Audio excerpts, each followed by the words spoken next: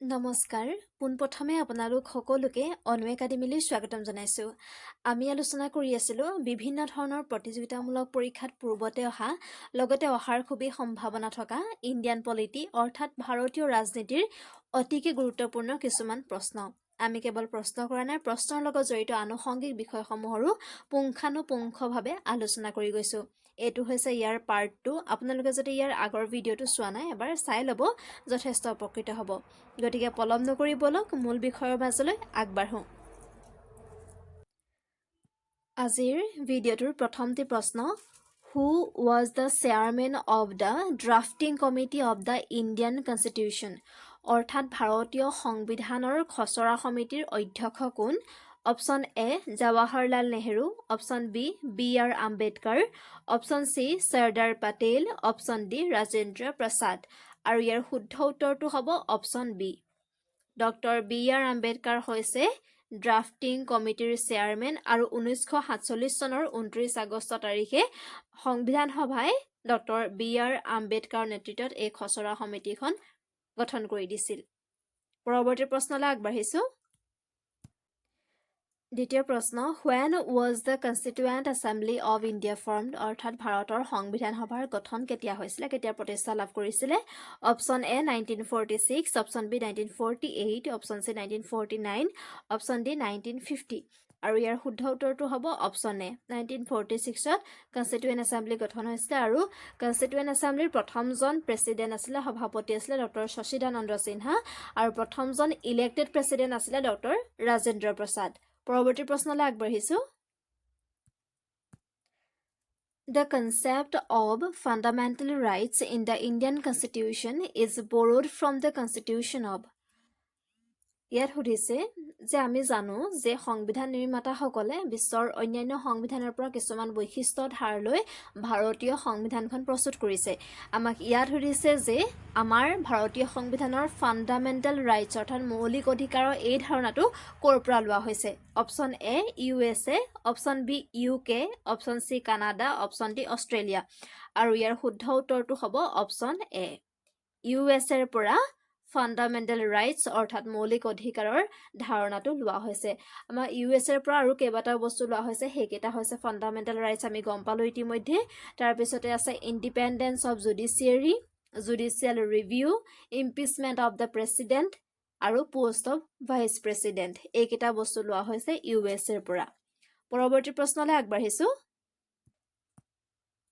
Fundamental duties were added to the Constitution based on the recommendation of অৰ্থাৎ ভাৰতীয় সংবিধানত প্ৰথমতে মৌলিক কৰ্তব্য অৰ্থাৎ ফান্ডামেন্টাল ডিউটিজ সমূহ সন্নিবিষ্ট নাছিলে পিছত এখন কমিটিৰ পৰামৰ্শ মতে এই ফান্ডামেন্টাল ডিউটিজ সমূহ ভাৰতীয় সংবিধানত অন্তৰ্ভুক্ত কৰা হয় এতিয়া ইয়াত সুধিছে যে কোনখন কমিটিৰ পৰামৰ্শ মতে ফান্ডামেন্টাল ডিউটিজ সমূহ ভাৰতীয় সংবিধানত অন্তৰ্ভুক্ত কৰা হয় option A Kaka Kalelkar committee option B Charan Singh committee option C Verma committee option D Mandal committee আৰু ইয়াৰ শুদ্ধ উত্তৰটো হ'ব অপচন বি চৰণ সিং কমিটিৰ পৰামৰ্শ অনুসৰি ফান্ডামেন্টাল ডিউটিজ সমূহ ভাৰতীয় সংবিধানত অন্তৰ্ভুক্ত কৰা হয় 42তম সংশোধনীৰ জৰিয়তে 42nd এমেন্ডমেন্ট অফ ইণ্ডিয়ান কনষ্টিটিউচনৰ জৰিয়তে 1976ত ফান্ডামেন্টাল ডিউটিজ অৰ্থাৎ মৌলিক কৰ্তব্যসমূহ ভাৰতীয় সংবিধানত অন্তৰ্ভুক্ত কৰা হয় পৰৱৰ্তী প্ৰশ্নলৈ আগবাঢ়িছো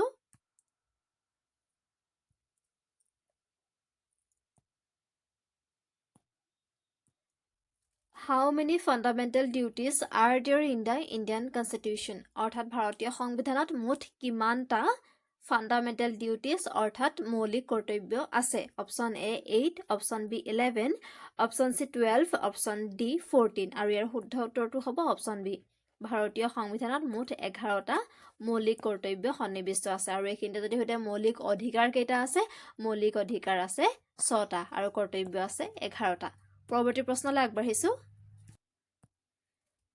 Which is the smallest union territory of India? ভাৰতৰ আটাইতকৈ সৰু ইউনিয়ন টেৰিটৰী অৰ্থাৎ কেন্দ্ৰীয় শাসিত অঞ্চল কোনটো? Option A Chandigarh, option B Lakshadweep, option C Daman and Diu, option D Dadra and Nagar Haveli. আৰু ইয়াৰ শুদ্ধ উত্তৰটো হ'ব অপশ্যন বি লাক্ষদ্বীপ হৈছে ভাৰতৰ আটাইতকৈ সৰু ইউনিয়ন টেৰিটৰী। আৰু আমাৰ কেতিয়াবা পৰীক্ষাত সোধে যে লাক্ষদ্বীপৰ কেপিটেল কি? লাক্ষদ্বীপৰ কেপিটেল হৈছে কাভাৰাট্টি। মই লিখি দিছোঁ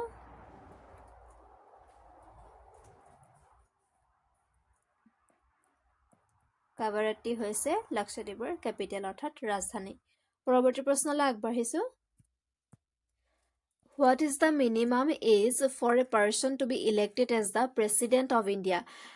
এজন ব্যক্তি ভাৰতৰ ৰাষ্ট্ৰপতি হ'বলৈ তেওঁৰ ন্যূনতম বয়স কিমান হ'ব লাগিব? Option A 30 years, option B 35 years, option C 40 years, option D 45 years। আৰু ইয়াৰ শুদ্ধ উত্তৰটো হ'ব option B.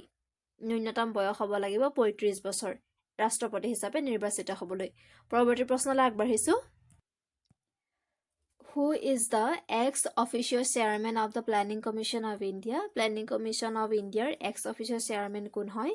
Option A vice president of India, ভাৰতৰ উপৰাষ্ট্ৰপতি, option B prime minister of India, ভাৰতৰ প্ৰধানমন্ত্ৰী, option C president of India, ভাৰতৰ ৰাষ্ট্ৰপতি, option D finance minister of India, ভাৰতৰ বিত্তমন্ত্ৰী। ইয়াৰ কোনটো শুদ্ধ হ'ব? ইয়াৰ অপশ্যনসমূহৰ ভিতৰত শুদ্ধ উত্তৰটো হ'ব option B prime minister of India হৈছে প্লেনিং কমিশ্যনৰ এক্স অফিচিয়েল চেয়াৰমেন। বৰ্তমান প্লেনিং কমিশ্যন নাই, প্লেনিং কমিশ্যনৰ ঠাইত আছে বৰ্তমান নীতি আয়োগ। নীতি আয়োগ। পৰৱৰ্তী প্ৰশ্নলৈ আগবাঢ়িছোঁ। The retirement age of judges of the Supreme Court is, অৰ্থাৎ সুপ্ৰিম কোৰ্টৰ জাজসকলৰ ৰিটায়াৰমেণ্ট অৰ্থাৎ অৱসৰৰ বয়স কিমান? Option A 62 years, option B 65 years, option C 68 years, option D 70 years। আৰু ইয়াৰ শুদ্ধ উত্তৰটো হ'ব অপশ্যন বি। উচ্চতম ন্যায়ালয়ৰ এজন ন্যায়াধীশে 65 বছৰ বয়সলৈকে কাম কৰিব পাৰে। আজিৰ ভিডিঅ'টিৰ শেষৰটি প্ৰশ্নলৈ আগবাঢ়িছোঁ। ইয়াত সুধিছে হু এপইণ্টছ দ্য জাজেছ of supreme court of India, অৰ্থাৎ ভাৰতৰ উচ্চতম ন্যায়ালয়ৰ ন্যায়াধীশসকলক কোনে নিযুক্তি দিয়ে? Option A president, option B chief justice of India, option C prime minister, option D law minister. আৰু ইয়াৰ শুদ্ধ উত্তৰটো হ'ব অপশ্যন এ উচ্চতম ন্যায়ালয়ৰ ন্যায়াধীশসকলক প্ৰেচিডেণ্ট অৰ্থাৎ ভাৰতৰ ৰাষ্ট্ৰপতিয়ে নিযুক্তি দিয়ে।